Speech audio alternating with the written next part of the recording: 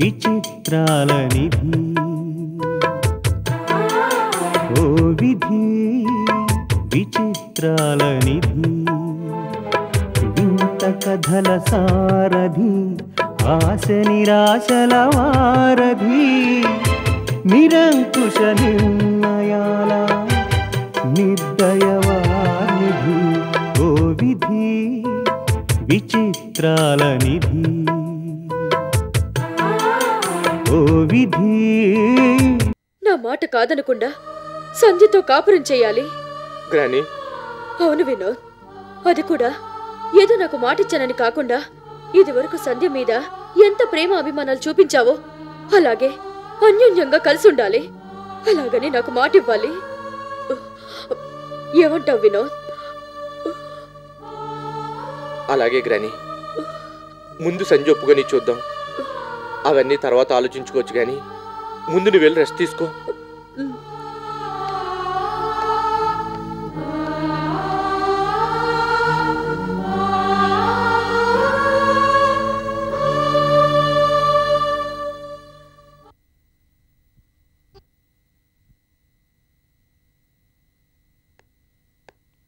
అమ్మా సంధ్య,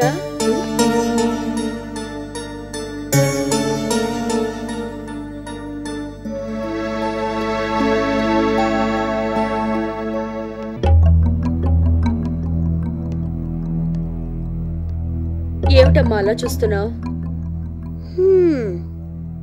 నువ్వు రోజీవేనా? అవునమ్మా, వినోద్ గ్రాని రోజీనే, నీ అత్త భార్గవి తల్లి రోజీనే, మీ అమ్మమ్మని బాధపెట్టిన రోజీనే, నిన్ను వినోద్ని విడదీసిన పాపాత్మరాలు రోజీనే. ఇప్పుడు అవన్నీ గుర్తు చేయడానికి వచ్చావా? ఆఫీస్లో ఏవైనా ఫార్ములాస్ ఉంటే దొంగతనంగా పట్టుకుపోవడానికి వచ్చావా? లేదమ్మా, ఆ రోజులు పోయాయి. ఇప్పుడు నాలో స్వార్థం లేదు, స్నేహమే ఉంది. అందుకే అభిమానంతో నిన్ను చూడ్డానికి వచ్చాను. అభిమానం అంటే ఏమిటో తెలుసా నీకు? ఇంతవరకు అహంకారమే తప్ప అభిమానం అంటే ఏమిటో తెలీదు. ఇప్పుడే తెలుసుకున్నాను. నాకెంత డబ్బున్నా, నేనెంతో గొప్పదానని అందరూ పొగిడినా అదంతా కేవలం నా మీదున్న భయమే తప్ప గౌరవంతోనూ అభిమానంతో కాదని తెలిసింది. కానీ మీ అమ్మమ్మ తన మంచితనంతోనే అందరి మనసుల్లో స్థానం సంపాదించుకుంది. ఆ రకంగా మీ అమ్మమ్మ ముందు నేను ఓడిపోయాను. చేసిన పనికి సిగ్గుతో తలదించుకుంటున్నాను. నన్ను క్షమించమ్మా. ఈ నక్క వినయాలు ఎప్పటినుంచి? ఇదో రకం కొత్త నాటకమా? కాదు సంధ్య, మా ఇంటి కోడలుగా ఉండాల్సిన నిన్ను బయటికి పంపించేసి నేనేం పోగొట్టుకున్నానో తెలిసింది. మనుషుల విలువేమిటో నాకిప్పుడు అర్థమైంది. నన్ను ప్రేమించిన వాళ్ళని, అభిమానించిన వాళ్ళని, నా మనుషుల్ని దూరం చేసుకున్నాను. నా డబ్బు కాసపడి నా చుట్టూ చేరిన వాళ్ళని, నన్ను పొగుడుతూ నా చేత పనులు చేయించుకున్న వాళ్ళని చేరతీసి మోసపోయాను. కళ్ళున్నా గుడ్డిదాన్లా మిగిలిపోయాను. అయితే ఓ పంచేయి, కళ్ళు పరీక్ష చేయించుకుని అద్దాలు వేయించుకో. తప్పు చేశాను కనుక నువ్వు ఎన్నన్నా నేను పడక తప్పదు. అయినా పర్వాలేదు. కానీ నేను నిన్ను కోరుకునేది ఒక్కటే. అందరికీ వరాలిచ్చే దేవతలా ఫీల్ అయిపోతుంటావు. నువ్వు నన్ను కోరడమేంటి? ఆశ్చర్యంగా ఉందే. సంధ్య ప్లీజ్ అలా మాట్లాడకు. దయచేసి నన్ను అర్థం చేసుకో. ఈ వయసులో నన్ను ఇలా బాధ పెట్టకు. చిన్నదానివైనా నీ మనసెంత గొప్పదో నాకు తెలుసు. అందుకే చేసిన తప్పులన్నీ క్షమించి నేను అడిగింది కాదనకుండా నా ఆఖరి కోరిక తీర్చమ్మా. ఆఖరి కోరికంటావేంటి? పాపి చిరాయువు అని ఇంకా ఎన్నో పాపాలు చేస్తే గాని నువ్వు పోవులే. లేదు సంధ్య, ఇప్పుడు నేను పాపాలు చేయడానికి రాలేదు. ఏ కాపురాన్నైతే కూల్చానో దాన్ని నిలబెట్టాలని వచ్చాను. కాపురాలు కూల్చడమే కాని నిలబెట్టడం నీకు చేతకాదే. అదేనమ్మా నా దౌర్భాగ్యం. అదేనమ్మా నేను చేసిన పొరపాటు. ఇప్పుడైనా ఆ పొరపాటుని దిద్దుకునే అవకాశం కల్పించమని నిన్ను బతిమాలుకుంటున్నాను, వేడుకుంటున్నాను. అయితే ఇప్పుడు నన్నేం చేయమంటావు? నువ్వేమీ చెయ్యొద్దమ్మా. ఎప్పటికైనా వినోద్ నువ్వు ఒకటి కావాల్సిందే. కలిసి కాపురం చేయాల్సిందే. వినోద్ నీవాడు, ఆ ఇల్లు నీది, ఆ ఆస్తి నీది. ఇంటి కోడలిగా ఆ బాధ్యతలన్నీ చూసుకోవాల్సిన దానివి నువ్వే. అందుకే నా మాట మన్నించి నా తప్పులన్నీ క్షమించి నీ ఇంటికి నువ్వు రావాలి. వినోద్తో కలిసి సుఖంగా సంతోషంగా ఉండాలి. నా బిజినెస్ బాధ్యతల్ని వినోద్కి అప్పగించి ఇంట్లో పనులు చూసుకుంటూ నీకు సాయంగా ఉండాలనుకుంటున్నాను. అది నీకు ఇష్టమైతేనే. లేదంటే ఏ ఓల్డేజ్ హోమ్కో వెళ్ళిపోయి సెటిల్ అయిపోతాను. అంతేగాని మీకు అడ్డుగా మాత్రం ఉండను.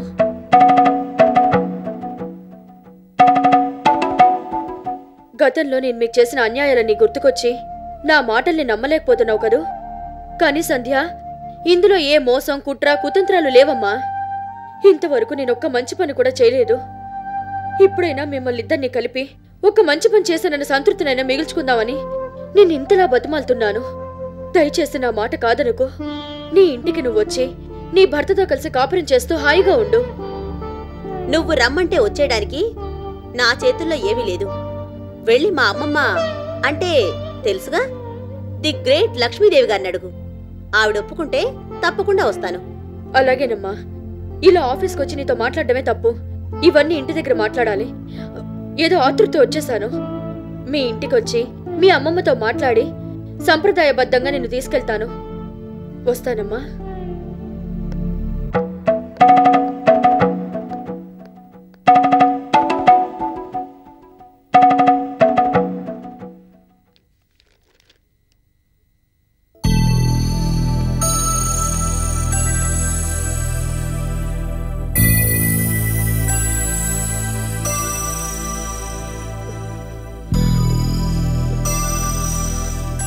లక్ష్మీదేవి,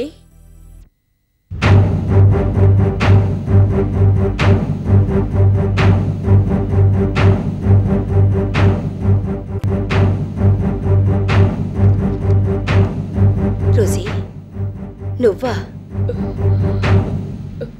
లోపలికి రావచ్చా? దౌర్జన్యంగా రావడమే తప్ప అడిగొచ్చే సంస్కారం నీకు లేదుగా. ఈ మర్యాదలన్నీ ఎప్పుడు నేర్చుకున్నావు? జాలి దయ లేకుండా దౌర్జన్యాలు చేసి ఏం పోగొట్టుకున్నానో ఇన్నాళ్లకు అర్థమైంది. మంచితనం, మానవత్వం లేని బతుకు బతికే కాదని ఇన్నాళ్లకు తెలిసొచ్చింది లక్ష్మి. నిజమా Rosie? What a good change. నువ్విలా జాలి దయ మంచితనం మానవత్వం అంటుంటే చనిపోయిన విలియమ్స్ గారు గుర్తొస్తున్నారు. ఇన్నాళ్ళకి నిన్ను మొదటిసారిగా విలియమ్స్ గారి కూతురుగా చూస్తున్నాను. నీలో ఇంత మార్పు వచ్చినందుకు చాలా ఆనందంగా ఉంది. అలా నిలబడిపోయావేంటి? అయినా ఇంట్లోకి రావడానికి నీకు పర్మిషన్ ఎందుకు? ఇది పరాయిల్లేం కాదు, నీ అల్లుడిల్లు. ఇక్కడికొచ్చే హక్కు నీకెప్పుడూ ఉంటుంది. ధైర్యంగా ధీమాగా రావచ్చు. ముందు లోపలికి రా.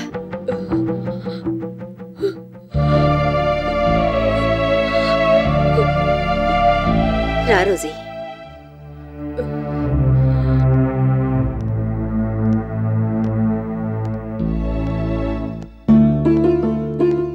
రా కూర్చో.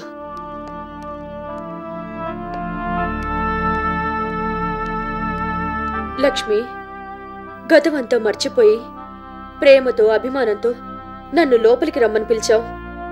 మంచితనానికి మారుపేరైన నిన్ను ఇన్నాళ్ళు ఎంతో బాధ పెట్టినందుకు నీ ముందు తలెత్తుకోలేకపోతున్నాను. నన్ను క్షమించు లక్ష్మి. అంత మాట ఎందుకులే రోజీ.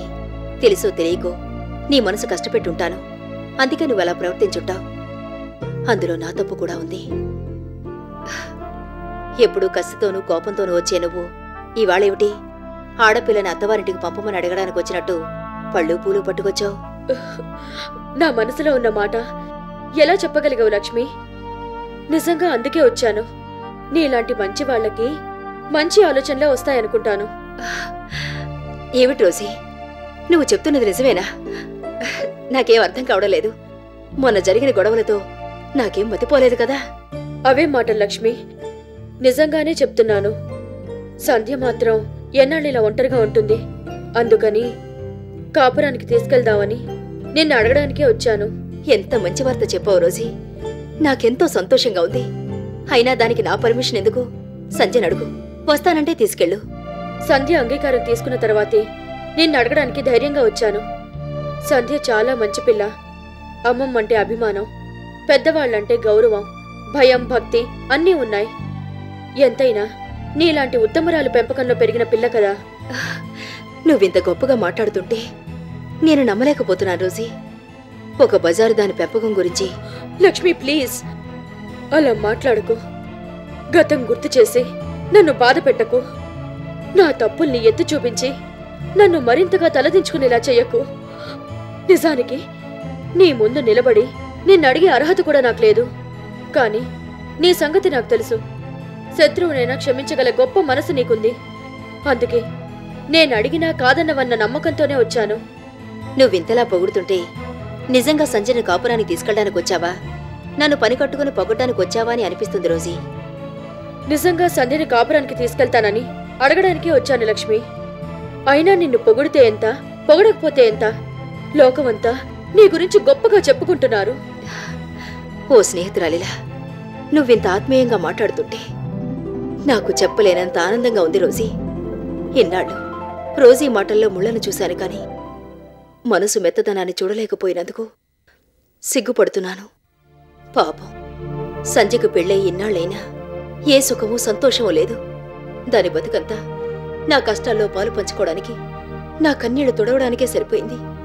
ఇన్నాళ్ళకి నీ ఇంటికి కాపురానికి తీసుకెళ్తానంటే అంతకన్నా ఏం కావాలి? సంజయ్ కాపురానికి ఎప్పుడు వెళ్తుందా అని ఇన్నాళ్ళు ఎదురుచూశాను. ఆ రోజు ఎంత త్వరగా వస్తుందనుకోలేదు. ఎంతగా ప్రేమించే నీ దగ్గరికి వస్తున్న సంధ్య నిజంగా అదృష్టవంతురాలు. ఇంతకీ సంధ్య రావడం వినోద్కి ఇష్టమేనా? కాపురానికి తీసుకొస్తానంటే అంత తేలిగ్గా ఒప్పుకున్నాడా?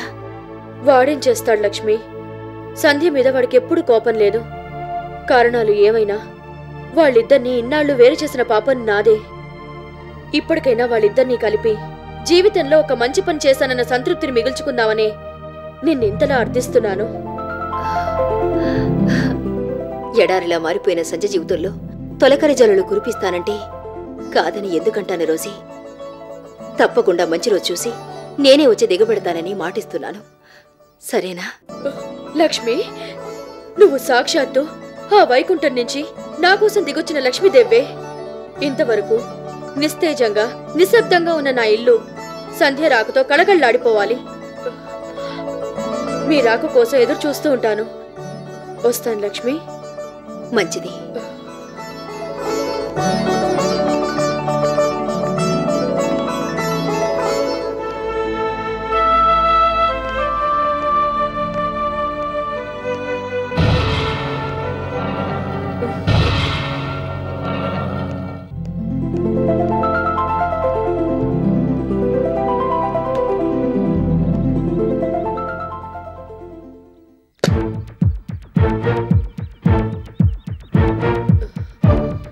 లక్ష్మి, నేను పిచ్చిదాన్నైపోయి దిక్కు మొక్కు లేకుండా పడున్నాననుకుంటున్నారు కదూ.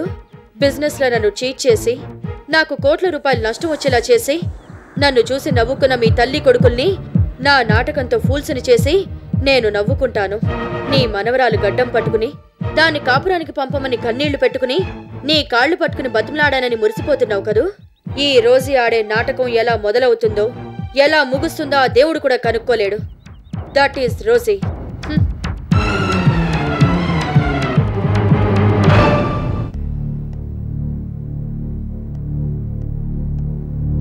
రండి మేడం.